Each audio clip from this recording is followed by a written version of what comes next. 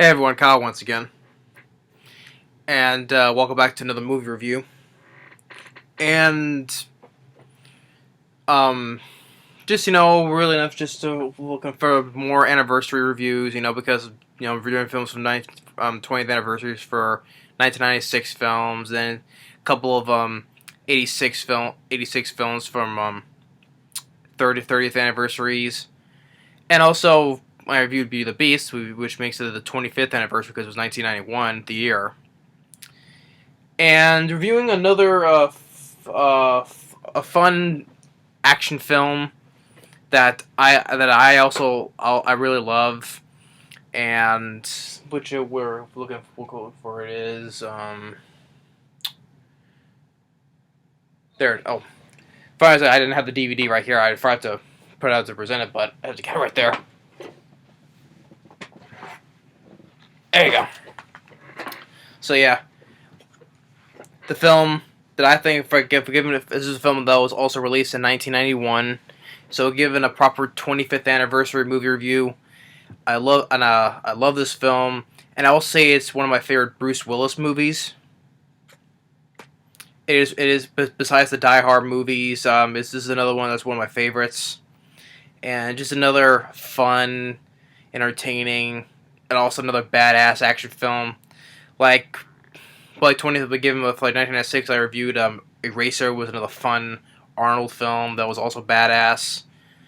This one I would consider give it for another fun badass movie, but it's one of my favorite Bruce Willis films, and it's also one of my favorite Tony Scott films. May he rest in peace, and that is The Last Boy Scout, starring Bruce Willis and Damon Wayans, and directed by Tony Scott. Tony Scott, who is now no longer with us, which he was the younger brother for director Ridley Scott. But and it sucks that he committed suicide when he jumped off the bridge in England. That totally sucks. So sucks that he committed suicide. But yeah, I think it's one of my favorite Tony Scott films. And for other films that Tony Scott has directed, he famous for directing Top Gun. They directed Beverly Hills Cop 2, this film. Then he directed Enemy of the State, Crimson Tide, Days of Thunder, True Romance, the remake of Taking Apollo 1, 2, 3. Then the last film he did was Unstoppable with the Runaway Train, and also The Fan with De Niro and Snipes. Tony Scott, I thought, was a kind of a unique director. He had his own. He tried not to compare him to his brother Ridley Scott because they do their own type of movies. But I thought he was a unique director, directing such classics like this film and Top Gun, Days of Thunder, Crimson Tide. Also, Man on Fire, another one that he directed, in which he was a favorite collaborator with Denzel Washington, like Crimson Tide, Man on Fire, Take Apollo 1, 2, 3, Unstoppable, and there was another one that that he also did. I forget. Domino. That was another one, which that's one of my least favorites though. But yeah, he has a couple of misses though. But overall, I enjoy Tony Scott as a director. Sadly, he's no longer with us, and this is one of my favorites of his, and also one of my favorite Bruce Willis movies. And I just had a lot of fun with this. And it's just a fun action film. Has a great sense of humor. The humor I find funny and good. And also besides with the Tony Scott, it's produced also. It's one of those a series of films that's also produced by Joel Silver. And you have a script that's written by Shane Black, which it would go on to do stuff like the script for the Lethal Weapon movies. And before I get into the plot, there was reading up on what happened during production of this movie. There was obviously a lot of problems with when this film was being made.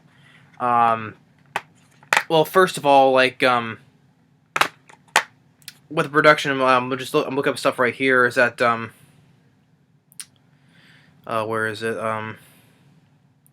that especially what the producer Joel Silver, this says this is one of the three of the worst experiences that he's ever worked with, and how the production was, that it was so miserable to him, and that he didn't like working with Bruce Willis, and Bruce Willis said the same thing to him, and Bruce Willis and him and Joel Silver, they took over with production, like alter some stuff, and Tony Scott, which I have to say that this is one of the worst things that he's worked with. The same with Bruce Willis, and also the fact that which I don't see it on the screen, that Damon Wayans and Bruce Willis, they did not like working with each other, and they like really hated each other. So it was probably a hard time during filming, and even the person who did the score to the film, Michael Kamen, also hates the movie. So everything from alternating stuff, or workers hating each other, producers hating each other. It just is it has so many problems. Everyone had a bad time making this movie, and I don't see it all while watching it though. But all that aside, I don't know. I don't see that though. I mean, I know it's hard time making a movie though. You're sure bound to have some problems here and there though. But overall, I love The Last Boy Scouts. You know, it sucks to have all those problems though. But I still love the movie. It's a great action movie. And also, going back with Shane Black, that when he made the script though, that he was one of the selling for a lot of money, for like $1 million, and I think at the time it was like one of the most expensive scripts there was, until it was 1991 until 1992, when Basic Instinct was around. The writer Joe Esterhazy, he had sold his script for like about $3 million. So yeah, at the time it was like a expensive script, and for this film, but then until Basic Instinct came along though, but yeah, there was a lot of problems with this movie, but to me, I love the movie. I would say it's one of my favorite Tony Scott and one of my favorite Bruce Willis movies. Yeah, even though you don't see it on screen, how with these two, when they're working together, I don't. It sucks though. In real life, they don't like each other, but I liked how they worked together in the movie. They played one of those buddy movies well. With partners and stuff. Like, now that technically it's not a buddy cop movie though, but for them working with each other together on the screen, I thought that brought their working each other, playing off each other well.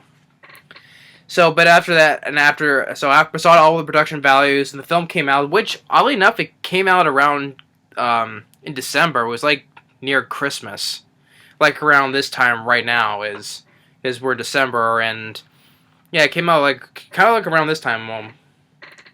The date, December 13th, so it was pretty close to Christmas time, and it's kind of like an odd release date to release an action movie. And even though it performed decently, modestly worldwide, though, but they expected it was probably gonna be a much bigger hit, because during the time, this was 1991, and the year before that, Bruce Willis starred in Die Hard 2, and Tony Scott before this, I think he was doing like Beverly Hills Cop 2. I forget what the release date for Beverly Hills Cop 2, and also doing Top Gun. They probably expected with these kind of collaborations, it's going to be a much big hit, though. But apparently it didn't, because it was released in December at the time. Beauty and the Beast, because it was released like about a week or two away from when this film came out, and some other big films around there was taking away the box office. So it didn't exactly perform. The film was overshadowed by these big movies around this time. But it performed modestly though, and it was a huge hit in home video sales. Home rentals like Blockbuster and stuff. It was a huge hit in home videos rentals, and it got mixed reviews. As a 6.9, really enough as a kind of a decent rating on IMDb as a 6.9, but as a 44% Rotten Tomatoes. And also during this time, it kind of rekindled with Bruce Willis his star status, because he starred in, I think it was in the same year, he starred in Hudson Hawk, which was a huge flop. So this kind of, with this film, his performance was more praised in that film, so it kind of built it up again. And Roger Ebert kind of gave it 3 stars, really enough. So there was a little bit of praise though here in the butt. 44% Rotten Tomatoes. I give it a much higher rating. Same on IMDb. So all that aside, into what the story is about. Okay, it opens up with this football game, and there's this running back who's played by Billy Blanks, who's, if anyone knows who Billy Blanks, he's kind of like this fitness instructor called Tybo. I've heard the name. I don't watch what he does, though, but the name is familiar. It's like, okay, okay, I've seen him. He's in this in the beginning, and he gets a call, which from one of our bad guys you see later, warn him that he has to win the game at all costs. He has to run for the touchdown, or he's done for. So, in the middle of all this, as he's going going for the touchdown, he takes out a gun and starts shooting players, going crazy, and just starts shooting players, and then shoots himself. It's like, okay, that's a way to open a movie. This during a football game. All of a sudden, he's being watched by these bad guys. He has no choice, so but he takes out the gun and starts shooting players, and goes and turns the gun on himself. So okay, that's a good way fun way to open a movie, especially with a football game. And then we get to character Bruce Willis as Joe Hollenbeck, and he's kind of like a private investigator. Once was his former career was that he was a Secret Service agent. That one time he saved the president's life. He took a hit. And another one, he was working for this senator who was kind of a douchebag. Which you see a couple of flashbacks. So we see some flashbacks of what happened. That he was working for the senator, and he hears something, so he goes in to see, and you see the senator beating up this woman, kind of like a prostitute, I think. And he says, "What are you doing here?" And he goes and punches him in the face, and that's how he lost his job. So he's kind of like now the private investigator, and then he goes. Well, first he's sleeping in his car, and these kids see him, and they throw a dead squirrel on him. Pulls a gun on him, scares them off, and he looks at himself in the mirror. He's like, "Smile, you fuck." And he gets a call from his friend Mike, played by Bruce McGill, which I've seen him in movies. Bruce McGill. And as he goes back home, with his wife, played by Chelsea Fields, who you see that he cheated with his friend Mike. She cheated on Joe with his friend Mike, because he's looking, he sees the toilet seats up, and there was someone's been in the shower, but her hair's dry. He's like, "Who's the guy in the closet?" "Excuse me?" "Oh, I'm sorry. Sometimes you forget I'm a detective. Talk about mail somebody because the toilet seat's up." And he gets the gun, and he's like, you got about 3 seconds before I put this gun down and start shooting whatever in there. And it's like, the truth is a beautiful thing. And he opens up, and then there's Bruce McGill there. And he's like, "How was she, Mike? On your finger scale, how was my wife?" "It just happened." "Sure, it just happened." Like, "It was an accident, all right? You tripped and slipped, actually stuck your dick in my wife." "Oops, I'm sorry. This is probably not my time in the month right now." So yeah, so Bruce Willis has fun dialogue in this movie, and he goes like with Bruce, he goes like, "Head or gut, Mike?" And he says, "Gut." Gives him a good punch right in the stomach, and he has tells him once again about this job he wants to take while watching this girl, which is played by I have an early role for Halle Berry, who was in this to watch her. And when Bruce McGill gets in his car, turns the ignition, the car blows up. Nice explosion of the car blowing up. And while this is going on, you see with Damon Wayans as Jimmy Dix. He was the star quarterback of the LA Stallions, which was a football team you saw from the beginning. That he got kicked off the team for gambling and drugs, and he was at this party, and that was kind of a good funny moment with Damon Wayans does that. There's this player who's also a douchebag. He has this girl on the wire who's like, bitch won't come up until she stops blowing me. And then not Bruce Willis, Damon Wayans takes a football and tosses right into the guy's face and kind of like breaks his nose. And he goes and says, "Best arm in the National League. Remember that, you fat son of a bitch." Damon Wayans was just so fun in this movie as well, and also good lines of dialogue as well, like that line right there. And after the death of Mike, they're saying who's who. But then after that, Bruce Willis goes and watches Halle Berry, who's a stripper, and Damon Wayans is looking at him, like he's like, how he's looking at Halle Berry, and he's like, well, what was that line? Drinking your warm cup of piss, and Damon Wayans is gonna punch him, and Bruce Willis holds him, showing how strong he is.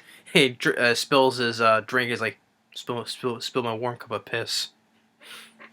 So, and then after that, you see with Halle Berry talking with Damon Wayans for a little bit, and then she's driving, and then she gets killed by these hitmen, and before that part, Bruce Willis, he gets knocked out by the same guys, and he starts making some jokes about with this one guy. I forget the line was. It was like a fat joke, something like that. Then he knocks that. Oh no, he takes a broken bottle and sticks right into the guy's neck. And then he takes the guy's gun. While Damon Wayans, he's getting shot at. Bruce Willis, you get a badass one right there. He's running down the street and mixed with the score by Michael Kamen. He comes out with the guns, boom, down the street, boom, boom, boom, in slow mo, like a good old fashioned action, how a 90s action film like. Because he comes down the street, he's going boom, boom, boom, boom. I like that how the way it was shot and how that scene was shot. How Bruce Willis is just coming down the street, just shooting guns. I love that moment right there. It's one of my that's a good little moment right there. And then Dina goes and shoots one guy in the head, and then they're out there both down at the police station, and Bruce Willis is looking at Damon Wayans like, leather pants? Yeah. How much? $650 for pants. And he's like, yeah. So after that, they go to Halle Berry's place and to look wherever she was connected to. Obviously, that got her killed, and they find some things, including one an audio cassette, and it was a conversation between the senator and Shelley Marcone, played by Noble Willingham, which Noble the bad guy Noble Willingham, he was let's see, what was he? He was look at what he was mostly known for playing in Walker, Texas Ranger with Chuck Norris. And Damon Wayans wanted to fast forward, but Bruce was like, no, fast forward, it's the tape, and then the tape gets ruined, and shows that Damon was like, this is my birthday present. Corey was blackmailing Marcone, not for my work. She was just trying to get my old job back. And then there was another part where they find some explosives in Bruce Willis's car, and some more bad guys come in, and when they let us know there were Bruce Willis tricks them. It's in here in the back, and then bad guys shoot, car explodes as they both roll down the hill. Then after they come back from the police station again, they come back. He goes back to his house with Bruce Willis' daughter, played by Danielle Harris, who plays Jamie from Halloween 4 and 5. And then on TV, she's watching the First Lethal Weapon, the scene where Mel Gibson's just being tied up, and of course it shows more that Bruce Willis has more trouble in his life, not because of his wife, and has to deal with his daughter, acting like a snotty brat, cursing and stuff like that. I will just say that's a nitpick though, but I mean, Danielle Harris from Halloween 4 and 5, I liked her in that though. I would say, yeah, that's kind of a teensy nitpick though, just to tone it down, but it's an R-rated Tony Scott film, so I wouldn't say that she was not horrible, but at the same time, it was okay, yeah, I could take it or leave it with Danielle Harris, though. But at the same time, she was not that horrible acting-wise. This is probably because she was cursing a lot in the movie, so it was kind of it's so-so with Danielle Harris, though. But still, I like Danielle Harris, so especially from Halloween 4, so I can let that go. And then Damon Wayans, he gets his butt handled by Bruce Willis because he catches him. He's still doing drugs, so he kicks him out of his house. And Danielle Harris, wants him to sign this card. Say the last Boy Scout, whatever. That's where we get the title. And the next day, Jimmy, Damon Wayans, he gets caught by more bad guys. He gets thrown off where the highway is, but he gets bounced off the car, but he's all right. And then the bad guys, they get Bruce Willis. They taser him. They take his gun and they shoot a police officer right in the head. And the bad guy who plays Milo, Taylor Negron, who fortunately, I think it was a couple of years ago, really enough. He's passed away, sadly. I thought he was a great villain. He's like a henchman for Shelley Marcone. I thought he did a really good job as Milo, as the bad guy Milo. It's too bad he passed away a couple of years ago, but I thought he did a really good job as the bad guy, the henchman, whatever, Milo. And the line of dialogue that he says when they're taking Bruce Willis, and when the cop comes up and he's like, "Excuse me, gentlemen, is there a problem?" And Milo goes, "Yes, officer. Fortunately, there is a problem. Apparently, there are too many bullets in this gun." Takes it, shoots the cop right in the head, and is fingerprints. Naughty boy, Joseph. You just shot a police officer. To make it seem like he did for taking his fingerprints. And then when he takes him back to Shelley Marcone's place, he gets Joe. He gets woken up by another bad guy named Chet, played by Kim Coates, which I've seen him in other movies as well. Kim Coates. And Bruce Willis asks him for a cigarette. He's like, "Yeah, sure." And he's about to light it, punches him in the face, and Bruce Willis "Seem to have dropped my cigarette. Can I have another?" "Okay, thanks. If you touch me again, I'll kill you." And then Kim Coates, he goes and does it again. It's ha ha ha, oh baby, 2 for 2. We got a 2 for 2. And then he didn't listen. He warned him. Then another badass moment from Bruce Willis, where he just goes and does a palm strike, just shoves Kim Coates' nose right up to his brain, like this, boom. Just knocks him on his ass. He lands on his ass and just goes. I love that moment. Just Bruce Willis, just a boom, shoves his nose up to his brain. I love that moment. That was definitely one of the badass moments of the movie right there. And he goes "I told you." Badass moment. I love that part. And so, and they meet with Shelley Marcone, Noble Willingham. The whole plan is that it's not really that cliche, because usually with bad guys' motivation is that they want for money or drugs or weapons, like in Eraser, to sell these high tech weapons. here the whole thing is that they want to legalize sports gambling because it's what Bruce Willis said was like ratings are down, so you're gonna bribe some senators to legalize gambling, legalize sports gambling. So Mark Cohen has been bribing senators to legalize sports gambling, except for Calvert Baynard, who was the senator that Bruce Willis was fired from, that he doesn't like when he punched him. So that senator, he won't take the bribe. He asks for $6 million, or otherwise he'll take this to the police. So they're just going to decide to kill him instead, and they're going to make it seem like it was Bruce Willis who did it, because he knows with this, the thing with the scandal with the senator, so it makes him like the obvious person who would do something like that. So yeah, the whole bad guys, okay, it's something different. It's legalizing sports gambling. It's not always with guns or drugs, or whatever, or even though the senator, he wants the money to do the, otherwise he won't. But the gambling part, okay, it's a little bit different for most people's most bad guys is evil plots. So I'll put that as a little bit a different type of plan. So Damien Wayans tries to find knows where Bruce Willis is going to be at, and Danielle Harris goes with him.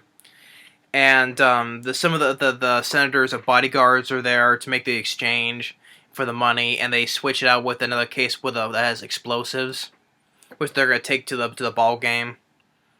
And they're taking pictures to make it seem like it's Joe who's doing all this. And then Milo is like, "You think you're so cool, huh?" And he sticks the knife in his face, like, "I just want I want to hear you scream." So, and then Damon Wayans wants to save Bruce, but he gets caught, and then it's like, scared, shitless.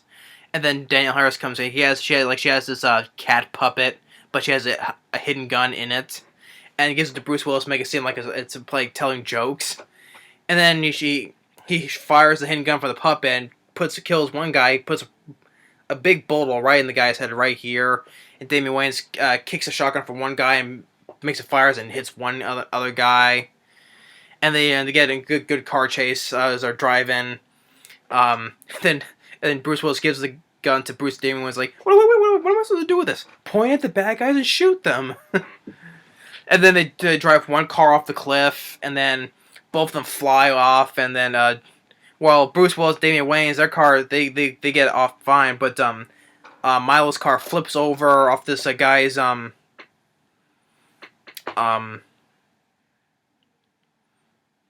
guy's roof, and lands right into the pool. Which this guy who lives there, that house, I forgot what was the guy's name.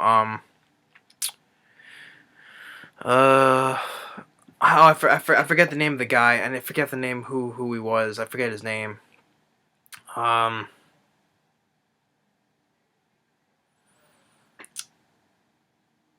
was? Let me see here. I know I want to get the name. I want to get the name because I know I've seen him in movies. If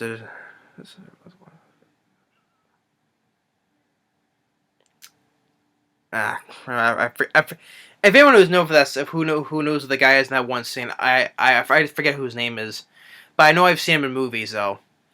And then Bruce Willis gets that car, gets the briefcase with the money in it. They drive off in the car, and Milo, who's still alive, shoots that guy who kidnaps Danielle Harris.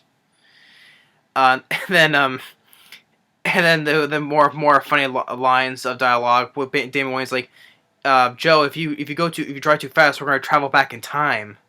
And then it's like, they're trying to catch up to the limousine that has the bomb, and it's like, yeah, pull up to the side of him, and I yell at him. What? Pull up to the side of the car, and I yell at him. That's the lamest fucking plan I've ever heard. It's bulletproof glass. I'm not gonna hear you, moron. And then Damon Wayans just wants to draw a picture with a bomb, and then Bruce was like, "What is that? What does it look like? It's a bomb." "It's not a bomb. It looks like an apple with lines coming out of it." And then when they show it, it's like a bowl of fresh fruit. The banter, the dialogue banter between Damon Wayans and Bruce Willis is just funny, and I laugh because it's funny, and I enjoy the humor of it.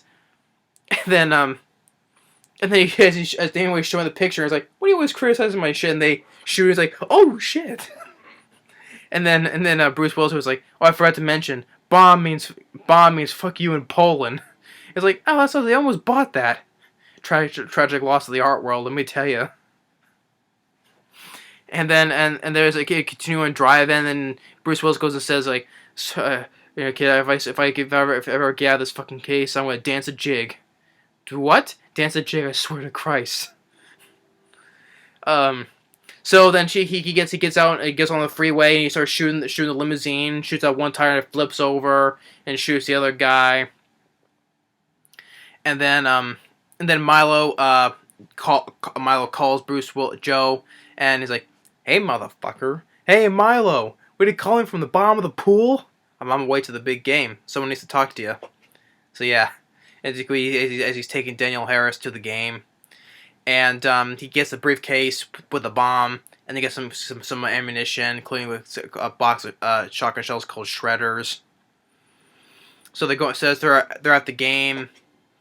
They get Damon Wayans gets meet up with that douchebag football player. They threw the football in the face. And he's like, "Hey, what were you doing here? You got kicked off the team." And Damon takes a shot and goes like, "How would you like to get kicked off the fucking planet?"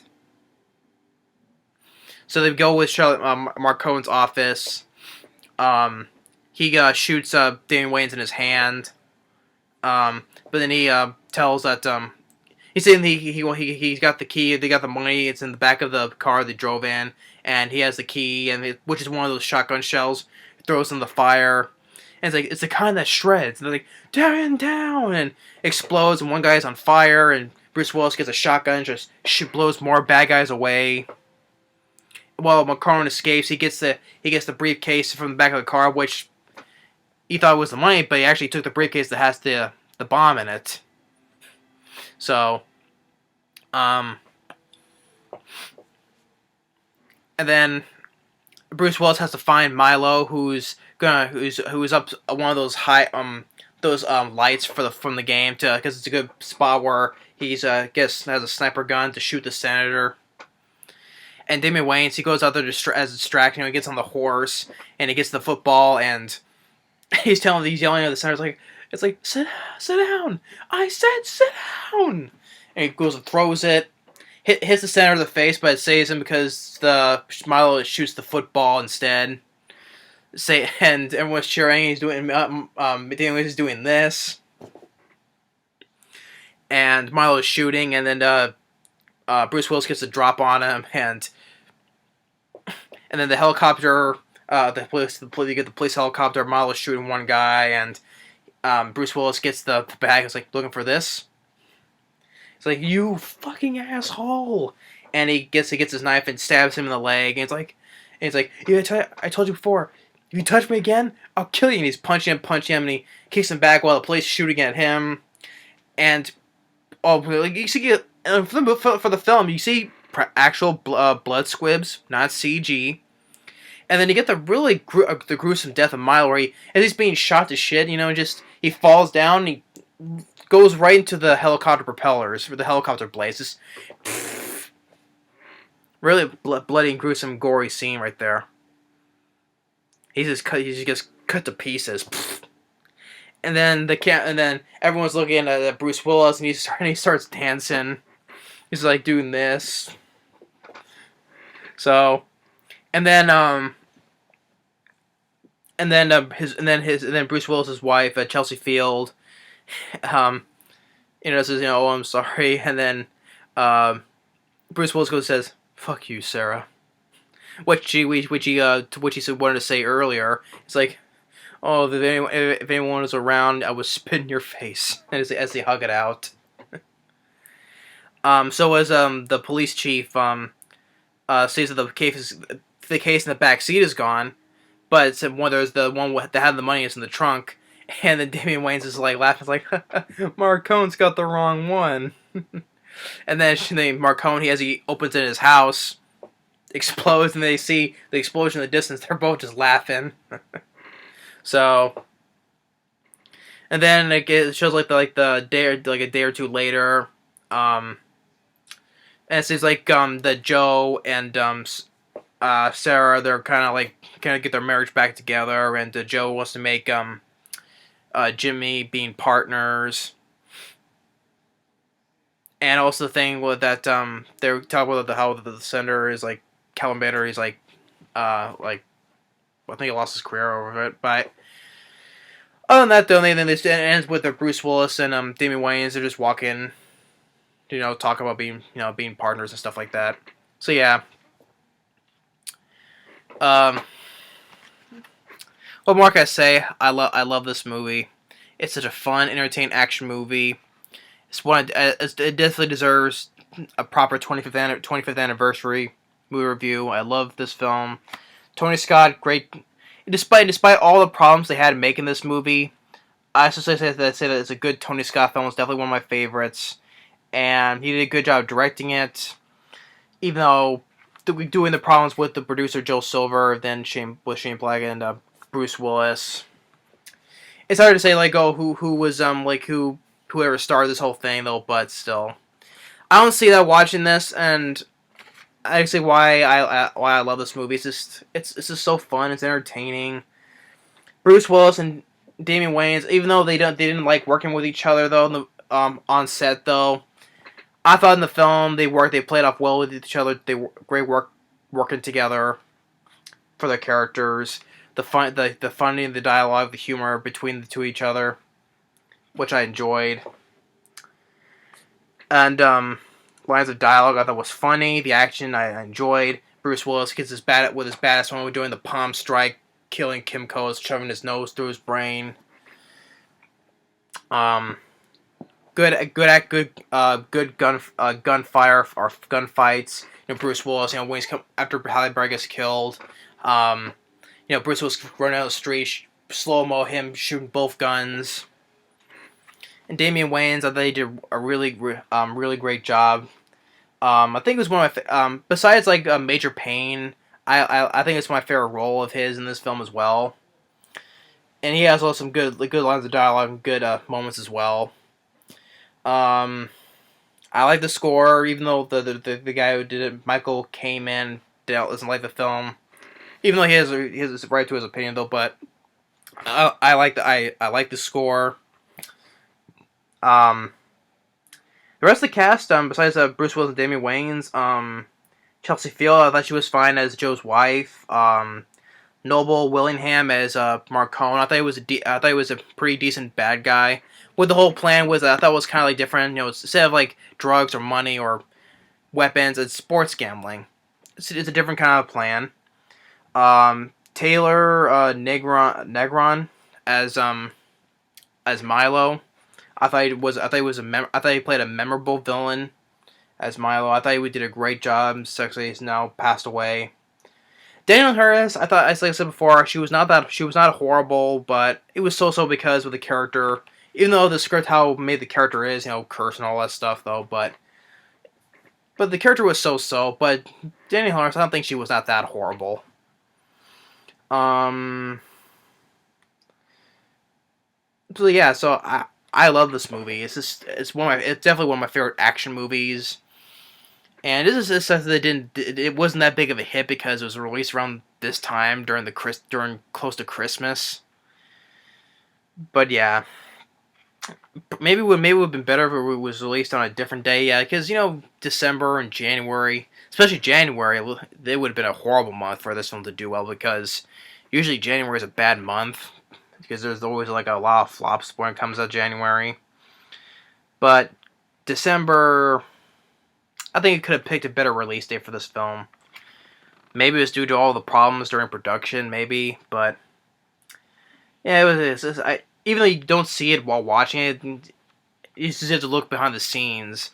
Speaking of behind the scenes, there are no features, so probably we'll never get a reason like a documentary or commentary explaining how bad production was during the making of this movie. So since we're not gonna get nothing out of that, so. And Other than that, though, the pacing, I thought it was really well paced. It's only on for about 105 minutes, but it was very well paced. It wasn't boring. It wasn't slow. Um, Bruce Willis was phenomenal. Damon Wayans was excellent. Sucks they did not like each other working while working, though. But I didn't see it on the screen. I thought their characters, how they were on the screen, I thought they played off really well with each together. And all this stuff. And it's just with Bruce Willis and Joe Sawyer now working together. But the script was by Shane Black. I thought it was really well made. On the back here from Entertainment Weekly, a guilty pleasure by any standard, most entertaining. The entertaining part, I agree, because I was really entertained. And I just remember back in the day watching it because I remember I used to also, not all the time like all the ones like Tremors or Maximum Overdrive, used to rent it on VHS all the time for renting, but I rented it once, a long time ago, while I grew up watching, and I can see why it was a big hit on home video sales, home video renting, and I can see why this will be a film that would be a hit on home video rental, but other than that, it's a film I have no problems with. Yeah, it's basically, I basically don't have any problems with the movie. It's just fun. It's entertaining. I know I'm repeating myself, but it's The Last Boy Scout. I would say it's an action classic, a classic action film. How would I would put it? Yeah, this definitely deserves me to review for a proper 25th anniversary. And also, like I said, the year I was born. So there was a lot of good films that came out the year where I was born. So like this film, Beauty and the Beast, Silence of the Lambs, Child's Play 3. So, but yeah.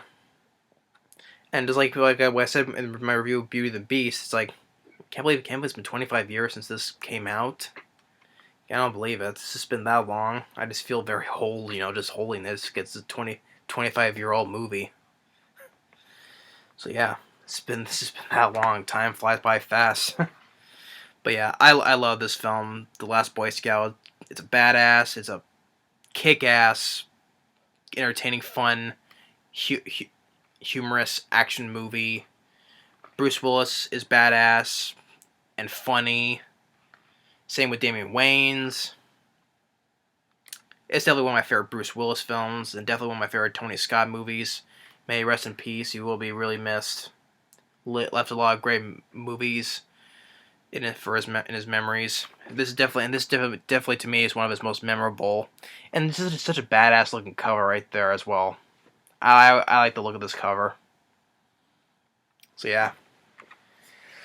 That's my 25th anniversary movie review of the classic action film, The Last Boy Scout. If anyone has not seen this, I would highly advise checking this film out. I would. So yeah, The Last Boy Scout 25th anniversary movie review. Definitely 2 thumbs up. I would definitely give it 5 stars. Or 4 stars though, but still proper as 5 stars. 10 out of 10. I know I'm overhyping it, but it's a film deserves worth the hype for. For such a classic action film of the 90s, it's definitely worth a watch. And even for anyone who was a fan of Bruce Willis as well, or Damon Wayans, because he was also off his show. What was it? Living in Color. Yeah, but yeah, the Last Boy Scout, fun and entertainment. My 25th anniversary movie review is definitely worth it. So thanks for watching, and stay tuned on the next movie review. Later.